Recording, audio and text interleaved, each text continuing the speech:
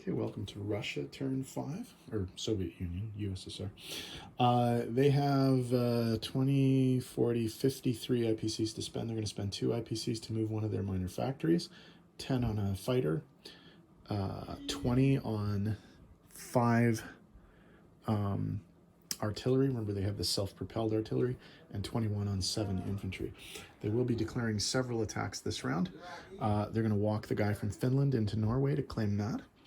They're going to be hitting the Baltic states with 3 infantry from Leningrad and 2 self-propelled artillery, which can now move 2, remember, from Archangel. They will be hitting Belarus with 2 self-propelled artillery from Archangel. This stack here, I think it's 5 infantry from Smolensk, self-propelled artillery and a tank from Moscow, and 2 fighters and a tactical bomber from Moscow. They'll also be hitting Bryansk with 3 infantry and 1 self-propelled artillery. And they will be hitting down south there. They're going to be hitting the Mideast. They're going to be going into northern Iran with 2 infantry, 1 self-propelled artillery, and 1 tank. So 2 infantry from the Caucasus and a self-propelled artillery and a tank from Rostov. Moving east, they're attacking the Japanese in 2 locations. They're going to bring 3 infantry from Kansu into Suiyuan, and they're going to bring 4 infantry, 1 tank, and 1 self-propelled artillery from Manchuria into Zhohol, along with a fighter and a tactical bomber. So let's see what happens.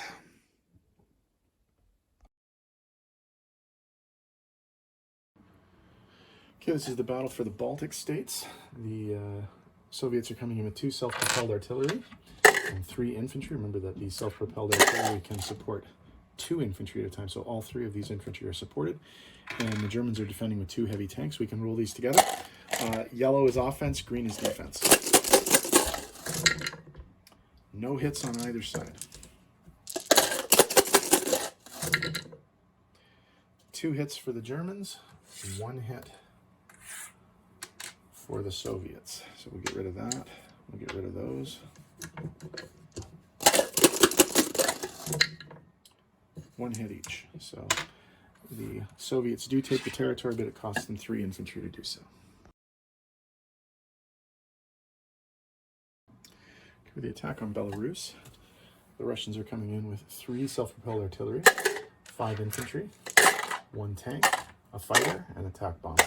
I debated using the TAC bomber for a target select just to take out one of the tanks, but I like having the 4 all the way through the battle, so I think I'll do it that way anyway. And I haven't been hitting with the target select in this game very much, so. Okay, here we go. 1, 2, 3 killed, so. 3 infantry killed for the Germans. So the Germans have 5 infantry, 1 artillery, and 3 heavy tanks. 1 hit. That's good for the Russians.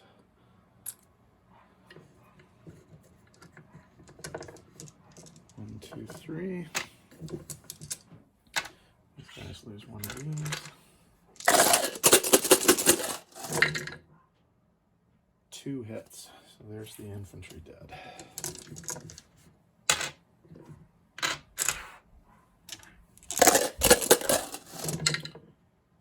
4 hits. So that's the infantry killed.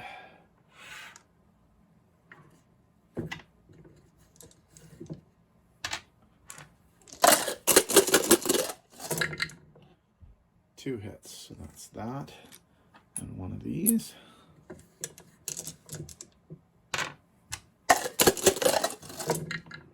1 hit.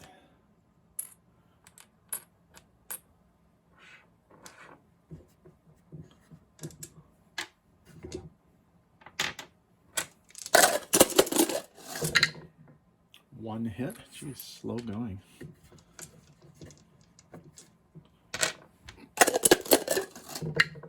2 hits.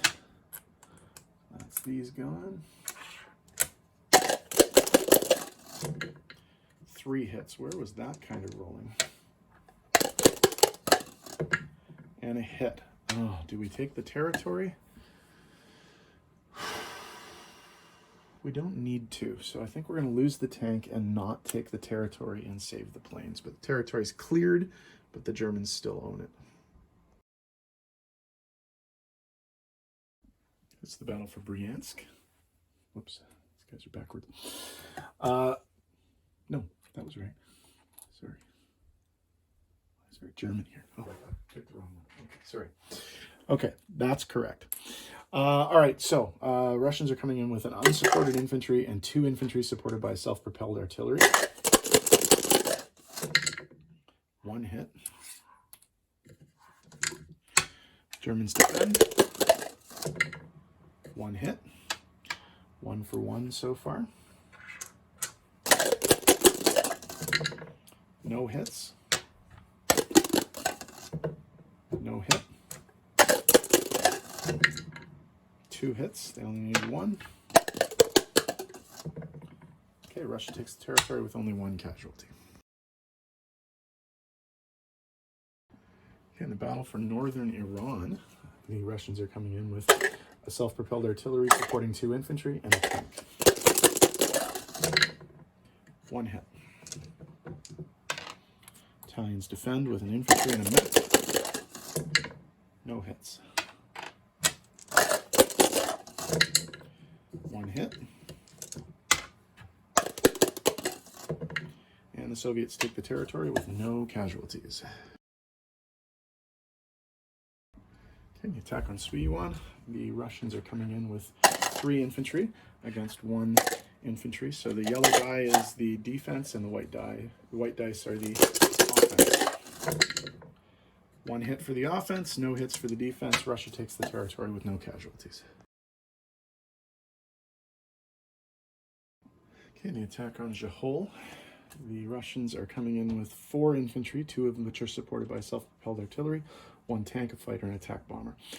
The Japanese do have an anti-aircraft gun, so they'll get a shot at both planes. And they missed both of them. So 2 1s, 3 2s, 2 3s, and 4.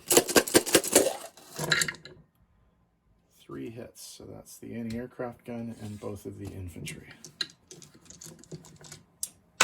So 2 infantry, 2 tanks, 1 hit. So 1 infantry is killed.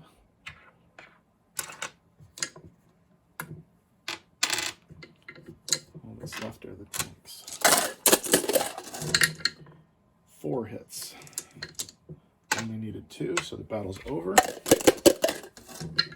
And the Russians only lose 1 infantry in doing so.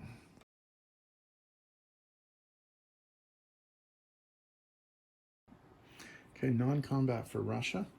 1 anti-aircraft from Rostov is going to move into Stalingrad, and all but 1 of the infantry from Rostov, the anti-aircraft and the self-propelled artillery will move into Caucasus, along with the Rostov factory is moving as well.